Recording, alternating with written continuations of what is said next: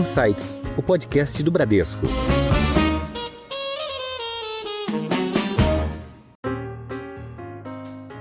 Se for o Biden, acreditamos que seria provavelmente mais do mesmo do que nós vimos nos últimos 4 anos, que foi um período em que a Bolsa Americana andou muito bem.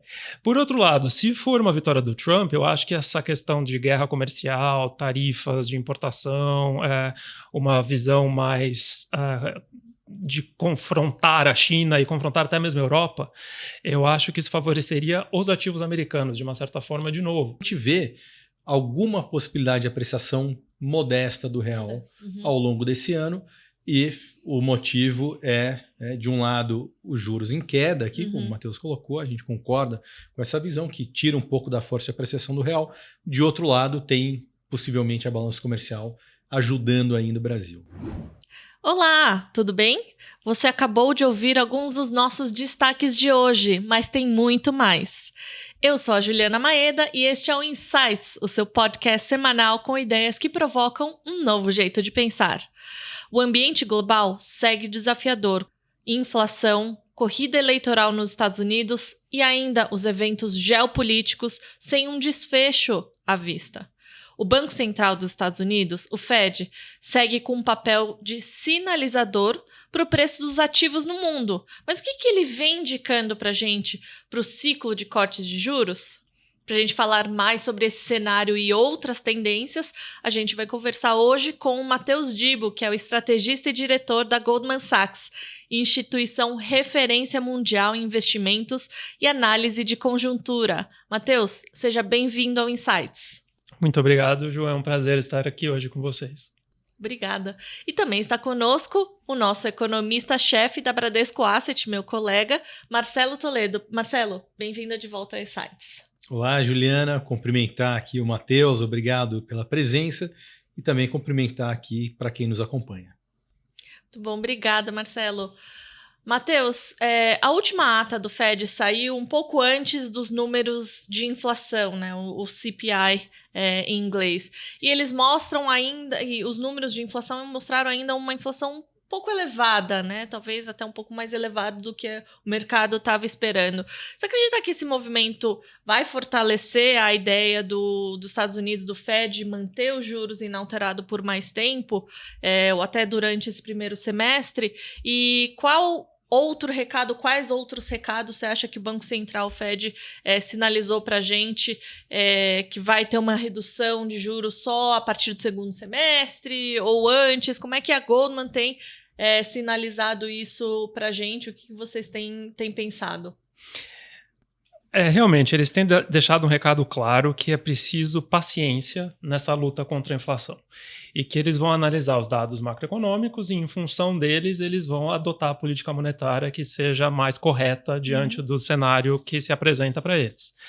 O grande problema com os dados de janeiro é que janeiro é um mês complicado, porque nos Estados Unidos a maior parte dos dados são sempre analisados em termos sequenciais, com ajuste sazonal. Então, quando você olha, por exemplo, os dados de non-farm payrolls, mercado de trabalho nos Estados Unidos, entre dezembro e janeiro, houve uma contração de 2,6 milhões de postos de trabalho nos Estados Unidos. Mas o número que foi reportado, que a mídia inteira ficou focada nisso, foi um aumento de mais de 350 mil. Como é que uma coisa explica a outra, né?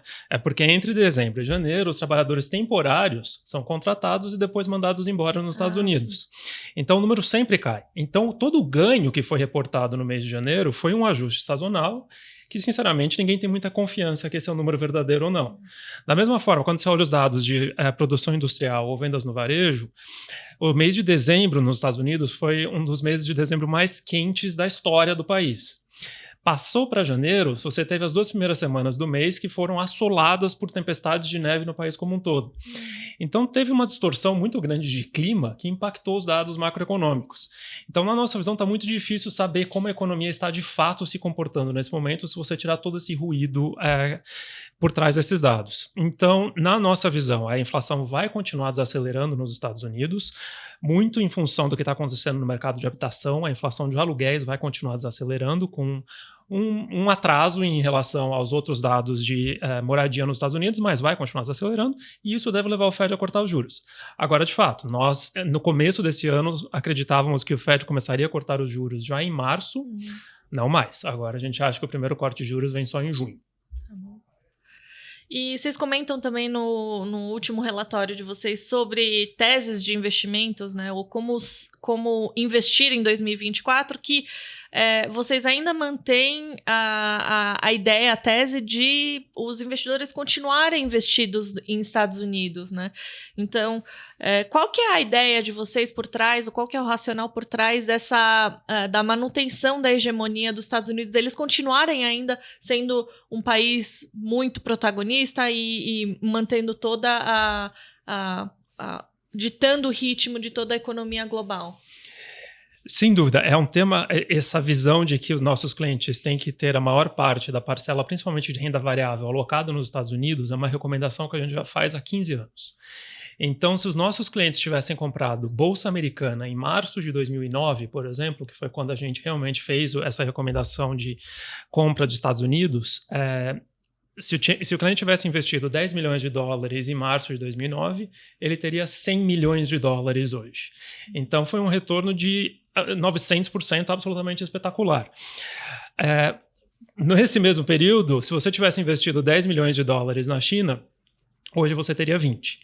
Então, 20 milhões. Teria dobrado, enquanto do outro lado... 900%. Quase 1000%. Então...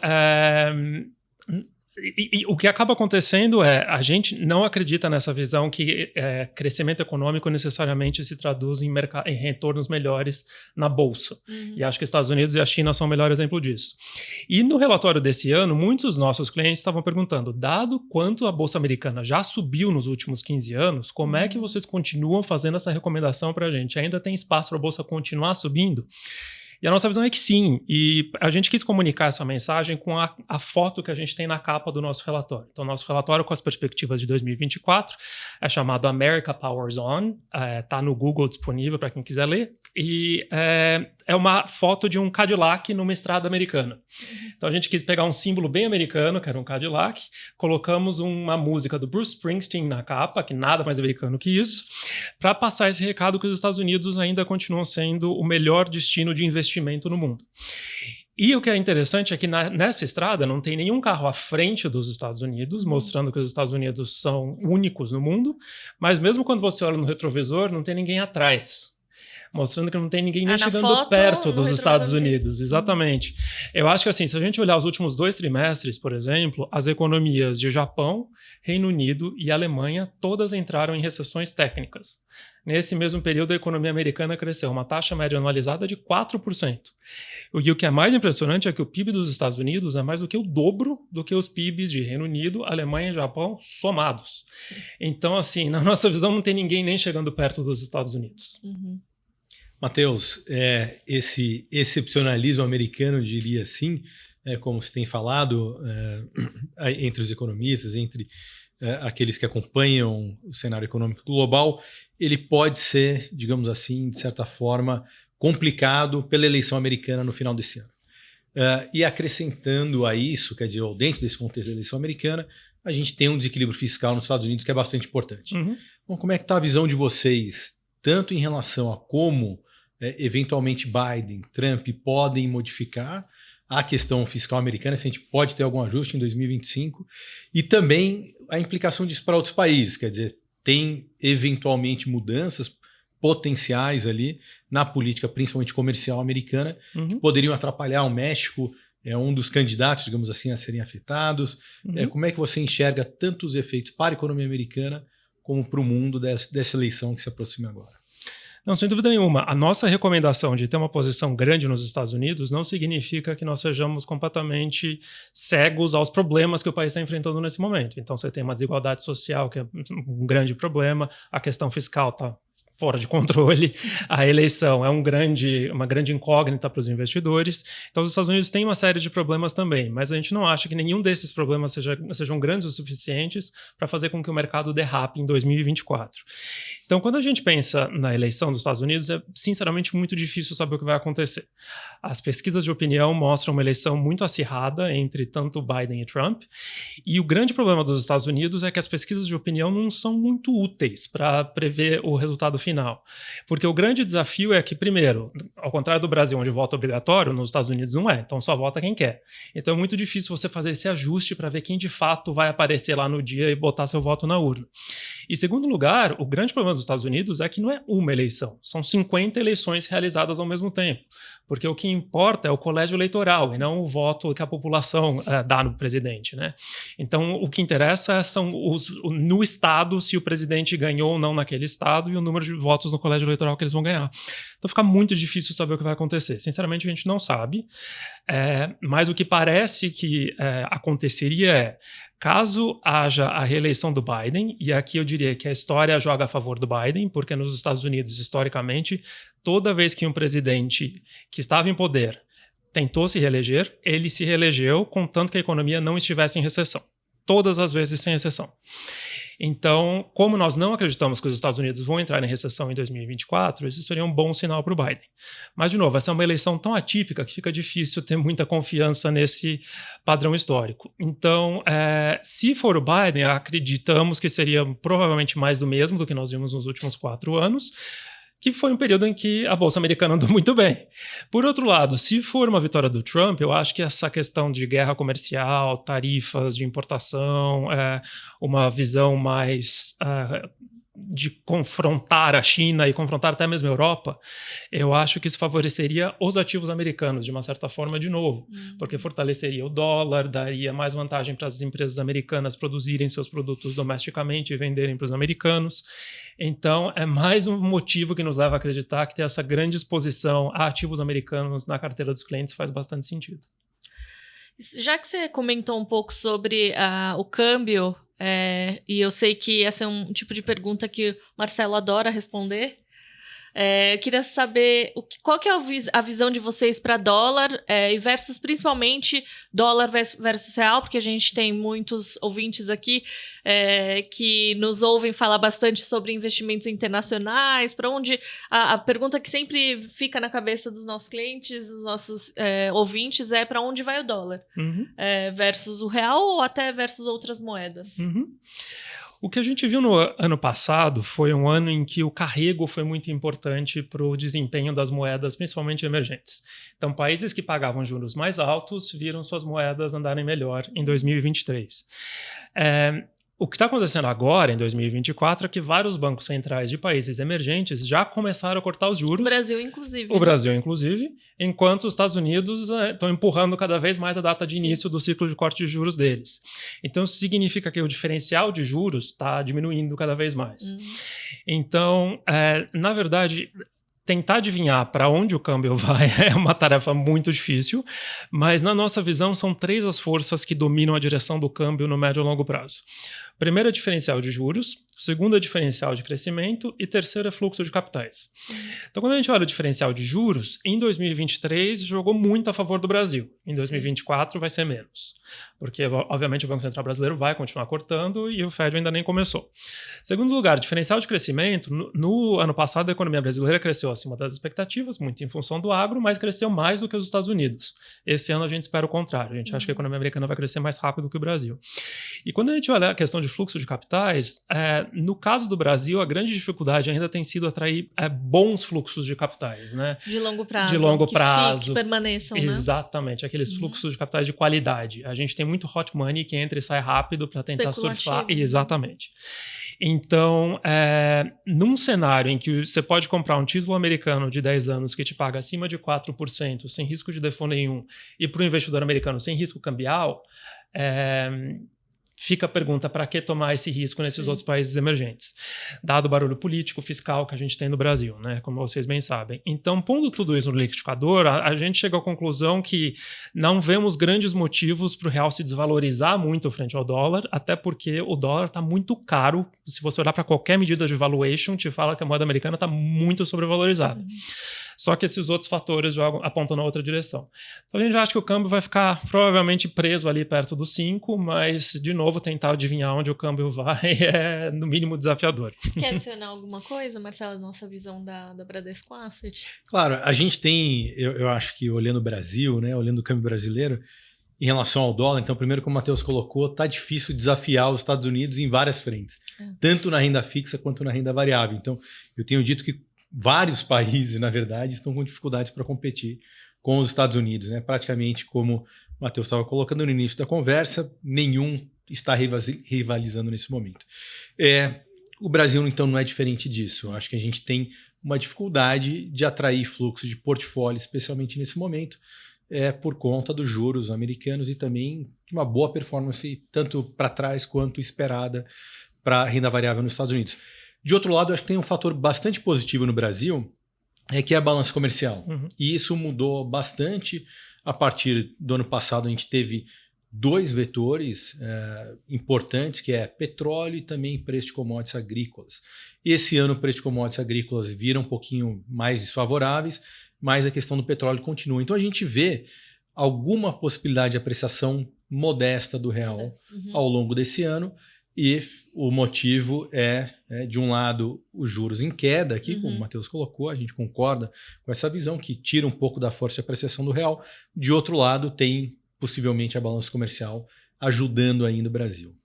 Mas, de fato, eu acho que o dólar ainda é uma moeda forte globalmente e vai ser difícil a gente ver uma inversão disso muito forte. Até veio uma certa discussão sobre o dólar deixar de ser uma moeda, a principal moeda no mundo, mas acabou dissipou muito rápido, né, essa discussão. Não, foi muito interessante, porque a respeito desse assunto, há pouco tempo atrás falou-se muito da moeda dos BRICS, né? Que os BRICS usariam, os 5 principais BRICS usariam uma moeda única para fazer o comércio internacional entre eles. Mas a gente fez uma análise que nós somamos todas as exportações do Brasil para a Rússia para a Índia, China para África do Sul para o Brasil, todos os 5 entre si. Todas as exportações deles representam 1% de todas as exportações globais. Então, os BRICS podem usar o quanto quiserem suas próprias moedas para fazer comércio entre eles, que não vai fazer nada para tirar o papel do dólar como a moeda de reserva do mundo, na nossa visão. Então, esse é um dos outros fatores pelos quais nós não estamos tão preocupados com a questão fiscal dos Estados Unidos, que é outro ponto que você bem levantou. Na nossa visão, enquanto os Estados Unidos continuarem emitindo dívida, que é o ativo livre de risco do planeta, que são os treasuries, na moeda de reserva do mundo, que é o dólar, não tem por que os Estados Unidos enfrentarem uma crise fiscal, pelo menos não no curto prazo. É claro que a situação não dá para continuar desse jeito, alguma coisa precisa eventualmente ser feita a respeito do déficit fiscal americano, mas em termos de termos uma crise no curto prazo em função do fiscal nos Estados Unidos, pelo menos não é uma preocupação que a gente tem. Matheus, trocando um pouquinho de assunto e falando da China, que foi um dos grandes temas, ou tem sido dos últimos anos. Quer dizer, a China enfrenta nos últimos anos uma grave crise do setor imobiliário. Queria te ouvir um pouco como é que vocês estão vendo esse desenrolar da questão imobiliária na China, repercussão para a economia como um todo, e também como Estados Unidos e China, que têm vivido uma relação bastante tensa nos últimos anos, comercial e em outros aspectos, como isso pode afetar tanto a economia chinesa quanto a economia global. O que nos impressiona, acima de tudo, da crise imobiliária chinesa é a velocidade com que esse setor vem contraindo. Então, quando a gente olha a construção de novas moradias na China, despencaram 60% nos últimos 3 anos. E vendas de novas moradias caíram 45% nos últimos 3 anos. Então, isso significa que construção civil, que representa 25% do PIB na China nas nossas estimativas, está numa recessão profunda nesse momento. E sem um fim próximo, na nossa visão, porque o que acaba acontecendo é que gerou-se uma crise de confiança no mercado imobiliário chinês, porque todo mundo compra imóvel na planta na China. Só que várias construtoras começaram a falir na China porque não tinham dinheiro suficiente para entregar os imóveis. Então a população começou a não comprar mais imóveis dessas construtoras com medo de que a empresa falisse antes de entregar o imóvel que você economizou sua vida inteira para comprar. Então vira uma bola de neve, porque as construtoras não estão vendendo mais imóveis, portanto o fluxo de caixa delas está piorando, portanto elas têm menos dinheiro para investir, gerar novas construções no futuro, e assim o problema vai se agravando cada vez mais. Então nós estamos bastante preocupados com a questão imobiliária na China e um dos motivos pelos quais a gente não acha que a economia chinesa está crescendo a 5% nesse momento. Porque se você que é o número reportado por eles. Que é o número reportado por eles. Porque se você tem um quarto da sua economia contraindo nessa velocidade, o resto da economia teria que estar crescendo a 10, 20% ao ano para compensar essa recessão profunda do setor imobiliário. E, obviamente, nada na China está crescendo nesse ritmo nesse momento. Então, o desafio é muito grande e o governo está com as mãos atadas, porque eles não podem injetar muito estímulo nessa economia, porque só vai exacerbar as vulnerabilidades que a China já acumulou ao longo dos últimos 20 anos, mas também não podem fazer nada, porque senão a recessão vai se tornar cada vez mais profunda. Então, é um grande desafio que eles estão enfrentando e que nos deixa muito preocupados. Então, eu comentei anteriormente que a gente recomenda uma grande alocação a ações nos Estados Unidos e, ao mesmo tempo, a gente recomenda uma exposição mínima a ações chinesas, muito abaixo do que é o peso da China nos índices globais. Porque a China é uma bolsa que simplesmente não foi para lugar nenhum nos últimos 30 anos e a gente acha que vai continuar sofrendo nos próximos 10 anos. Porque se a bolsa chinesa não conseguiu gerar retornos atrativos para os investidores quando a economia estava crescendo a 10% ao ano, quando o Ocidente estava totalmente aberto à cooperação com a China, quando o mercado imobiliário estava gerando 2 a 3 pontos percentuais de crescimento todo ano para a economia chinesa, não é nos próximos 10 anos que todos esses desafios viraram problemas sérios e eles ainda têm que lidar com toda a questão demográfica, que a China vai conseguir gerar retornos atrativos na nossa visão.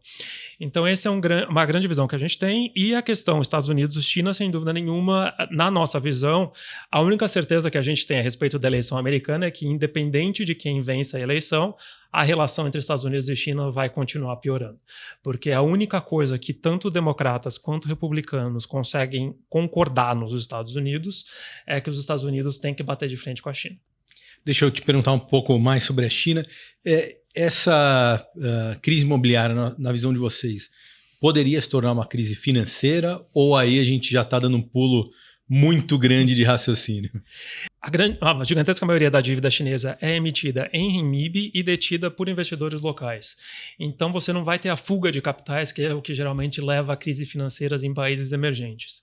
Então a gente não acha que não tem nenhum gatilho no curto prazo que poderia levar a uma crise financeira na China, mas a consequência óbvia de tudo que está acontecendo na China, na nossa visão, é que o crescimento vai continuar desacelerando.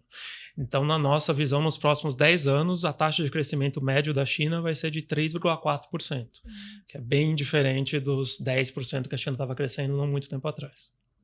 Com certeza. Você comentou um pouco, o Marcelo até colocou bem sobre a questão do conflito entre Estados Unidos e China, mas a gente hoje não pode deixar de comentar sobre os outros riscos, e principalmente no relatório de vocês colocam bastante sobre os riscos geopolíticos. A gente está vivendo hoje 2 guerras, né, que ainda, infelizmente, estão se prolongando, e tem outros conflitos que também envolvem Estados Unidos, Taiwan, e algumas outras geografias, especificamente em alguns países com populações muito polarizadas. Então, como que você enxerga esse aumento de risco geopolítico no mundo, e como é que a gente consegue navegar com tantas incógnitas? Sem dúvida, e eu acho que é um grande desafio para os investidores, porque riscos geopolíticos, por definição, são praticamente impossíveis de se prever quando eles vão de fato acontecer. Os novos, e o impacto que eles vão ter na economia mundial, né? Porque enquanto os riscos continuarem sendo riscos, o mercado vai ignorá-los até que alguma coisa dê errado.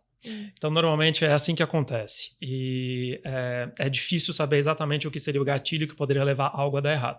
Então, por exemplo, o Oriente Médio, nesse momento, está em polvorosa, né? A situação está realmente muito complicada. Você tem diversos agentes e diversas frentes do conflito que podem levar a um acidente que poderia deixar a situação ainda mais complicada. Então, você tem Hezbollah no Líbano, você tem os Houthis atirando no Mar Vermelho, você tem Irã e Paquistão, você tem uma série de conflitos que estão surgindo do ataque original dia 7 de outubro, que está tornando a situação muito complicada. Então, a gente está prestando muita atenção ao Oriente Médio nesse momento, porque pode ser que ocorra algum acidente. Maior ainda, exatamente. E que, obviamente, o impacto humanitário que esse conflito já teve é muito grande e pode eventualmente levar a alguma coisa ainda mais grave. Então, é uma situação muito delicada, muito fluida, que a gente tem que monitorar muito de perto.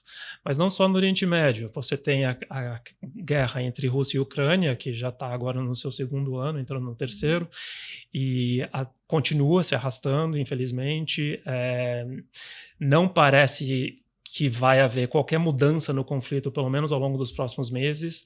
No nosso time, a visão dos especialistas geopolíticos com quem a gente conversa é que o Putin vai fazer tudo o que ele puder para que a guerra dure pelo menos até novembro, porque em novembro tem a eleição dos Estados Unidos e a expectativa dele é que o Trump vença a eleição. E se o Trump vencer a eleição, ele já falou que ele terminaria com o conflito no primeiro dia, porque ele cortaria todo o auxílio à Ucrânia. Então, é uma situação muito complicada. Você tem Coreia do Norte, que está tomando posturas cada vez mais agressivas. Você tem Irã aumentando o seu armamento nuclear. Você tem ataques cibernéticos, ataques terroristas. A situação geopolítica do mundo está realmente muito instável.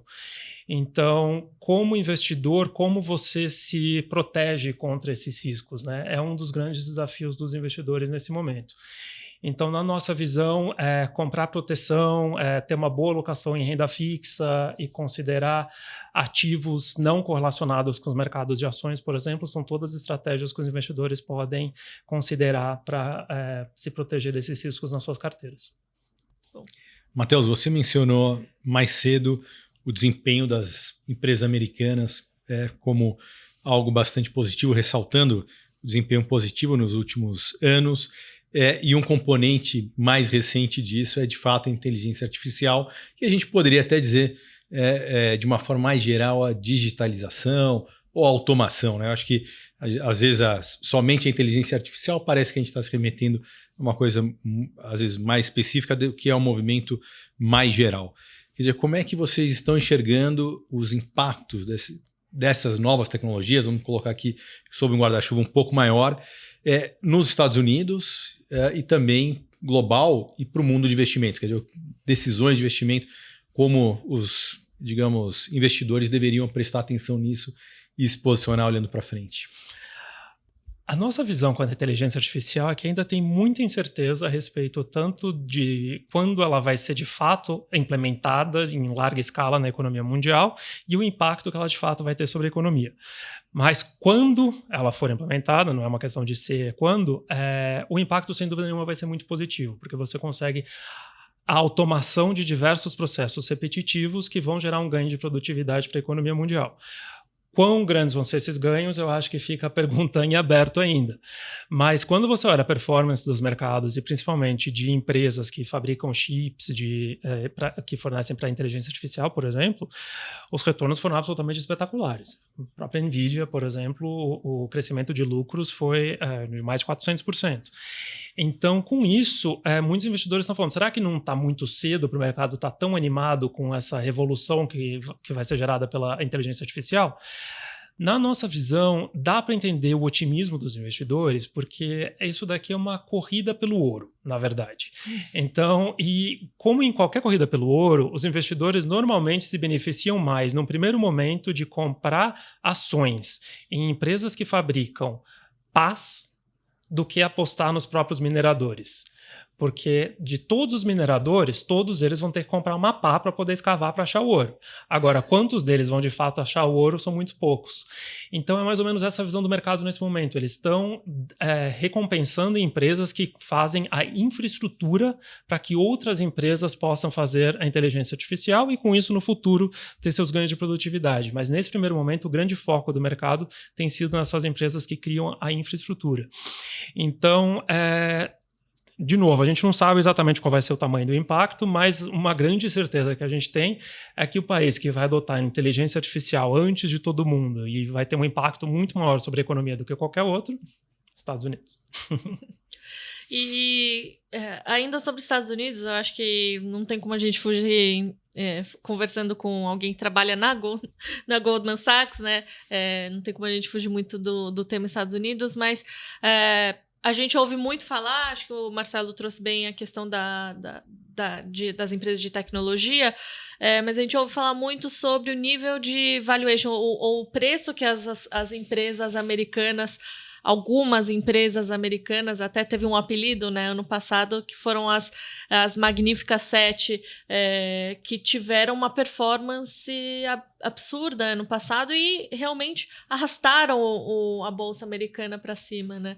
Então, queria que você comentasse ainda o que vocês acham que vai ser o grande pilar de apreciação da Bolsa Americana esse ano, visto que ainda tem essa questão dos valuations estarem muito altos, essas empresas estarem muito caras. Então, no que diz respeito à Bolsa Americana especificamente, nós fizemos muitos estudos olhando para dados desde 1945, no período pós-Segunda Guerra Mundial nos Estados Unidos, para mostrar que valuation explica quase nada do retorno da bolsa no ano seguinte. Uhum. Então, se você, independente do múltiplo de bolsa hoje, isso não necessariamente quer dizer, mesmo que a bolsa esteja cara, que você vai ter um retorno negativo no ano seguinte. Uhum. Muitas vezes a bolsa pode continuar gerando retornos positivos porque o múltiplo sobe ainda mais ou porque o crescimento de lucros é tão grande que isso, na verdade, ajuda a bolsa a continuar subindo. Então, valuation caro sozinho não é um bom motivo, na nossa visão, para não ter exposição à bolsa americana. Até porque, se você olhar o motivo pelo qual a bolsa está tão cara hoje em dia, são as Magníficas 7. Essas empresas somadas negociam uma razão preço-lucro hoje de 30 vezes. Nos últimos 10 anos, a mediana foi de 25 vezes. E o resto do mercado negocia uma razão preço-lucro de 18 vezes. Então, obviamente, elas estão muito caras em relação à própria história delas e em relação ao resto do mercado. Mas esse é um jeito de olhar para os múltiplos de bolsa. Eu posso, por exemplo, dar um contra-exemplo aqui que te leva à conclusão exatamente oposta. Porque a gente pode olhar, por exemplo, para o PEG Ratio. O que é o PEG Ratio? É um indicador que os investidores usam para olhar a razão entre o preço sobre o lucro de uma empresa e o lucro esperado nos próximos 12 meses. Uhum. Para basicamente medir o quanto você está pagando por cada unidade de crescimento do lucro daquela empresa. Futuro, né? Exatamente, nos próximos 12 meses. Então, quando você olha para as Magníficas 7, a expectativa de crescimento de lucro delas é de 23% nos próximos 12 meses. Então, você divide 29 por 23, você chega num PEG ratio de 1,4. 30 por 23, 1,4. Nos últimos 10 anos, essa razão foi de 1,8. Então, elas estão abaixo da média histórica. E mais interessante do que isso, o mercado do resto, as outras 493 empresas do S&P 500 negociam uma razão preço-lucro de 18 vezes, mas com um crescimento esperado de lucro de 9%. Divide 18 por 9 é um PEG ratio de 2. Então, essas empresas estão mais baratas do que a média dos últimos 10 anos e o resto do mercado. Então, a conclusão é exatamente oposta. Então, na nossa visão, o valuation sozinho não é um bom motivo para você não ter posição em bolsa nos Estados Unidos.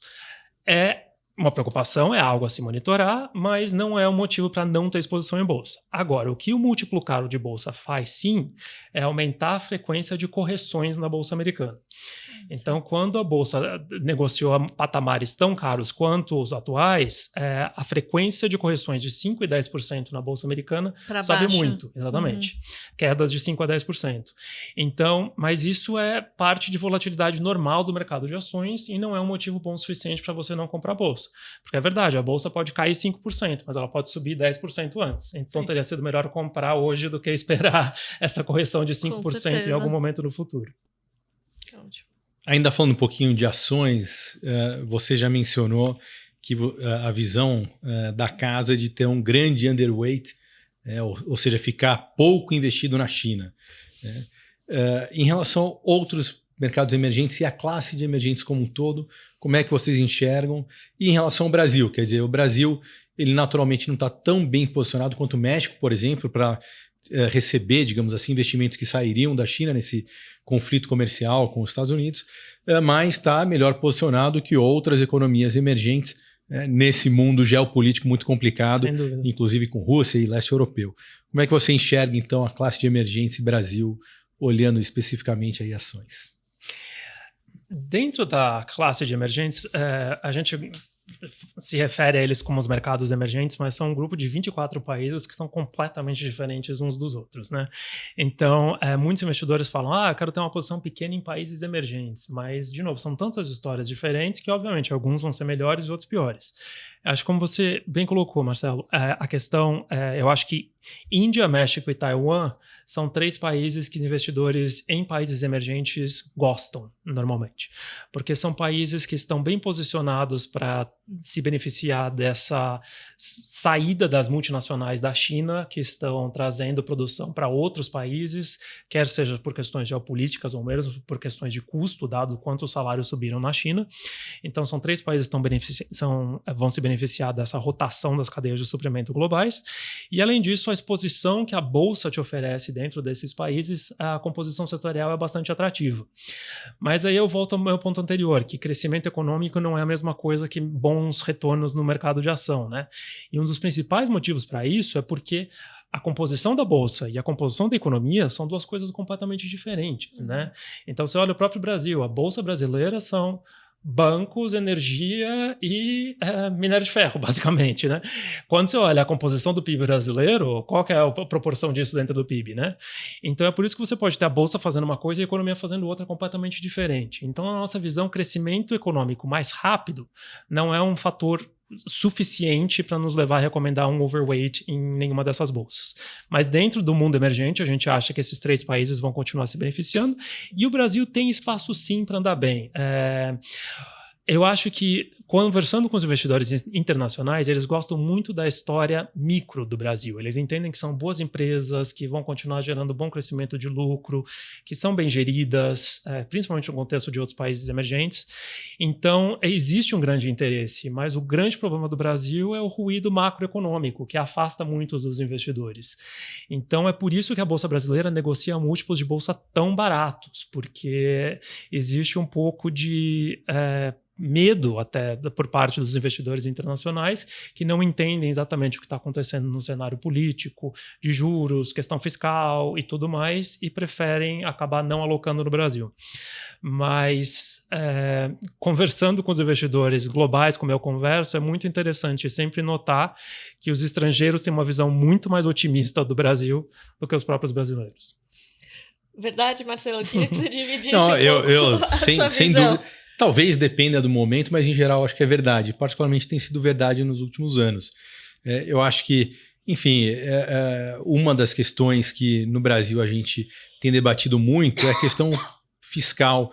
E isso é alguma coisa que no mundo acabou sendo, enfim, teve uma piora muito grande depois da pandemia e que os investidores estrangeiros eles têm uma tolerância maior a dívidas altas, ainda uma situação de déficit, enfim, público que está fora do equilíbrio.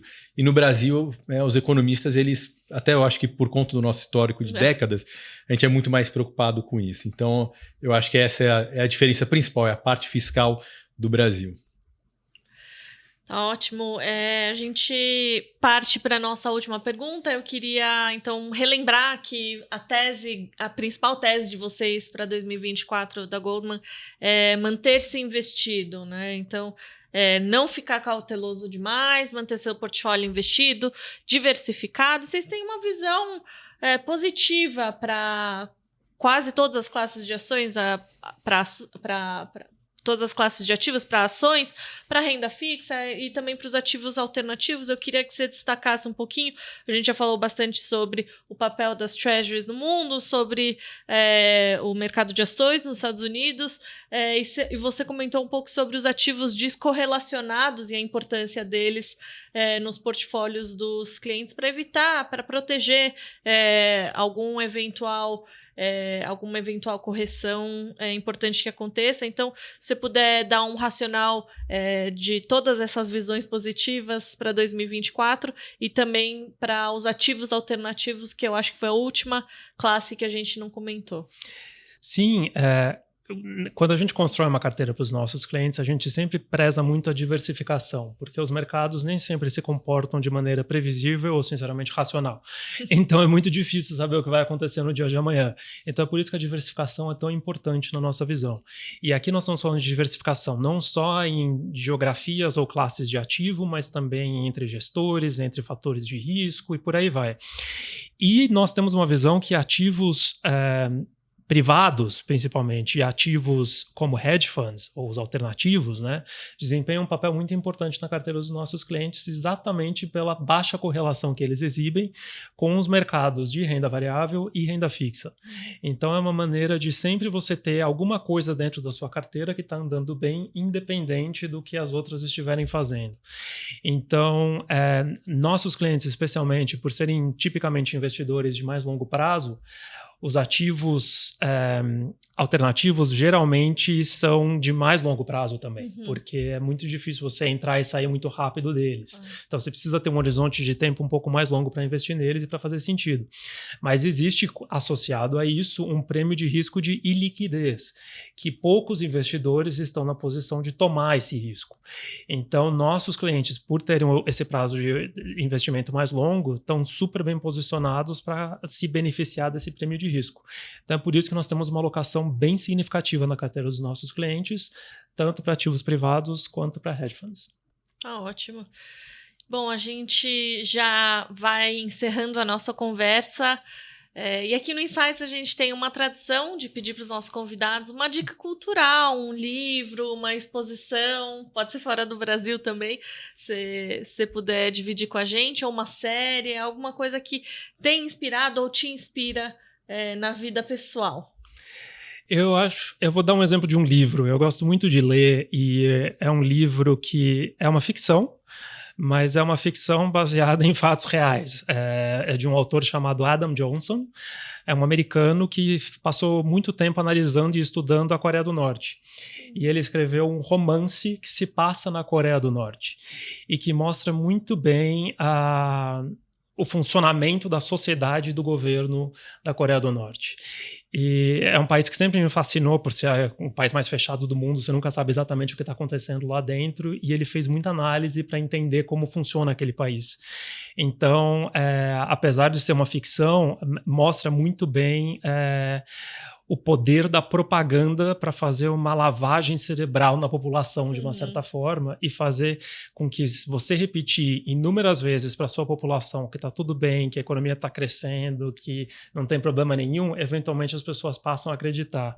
E eu acho que nesse momento que a gente está vivendo no mundo, que tem tanto debate sobre o que é verdade para mim, verdade para você, o acesso à informação de qualidade e tudo mais, esse livro é bem relevante. É um livro de 2012, ele ganhou o Pulitzer por esse livro, mas é uma leitura que eu recomendo, porque é muito bem escrito e muito interessante para quem se interessar pela Coreia do Norte.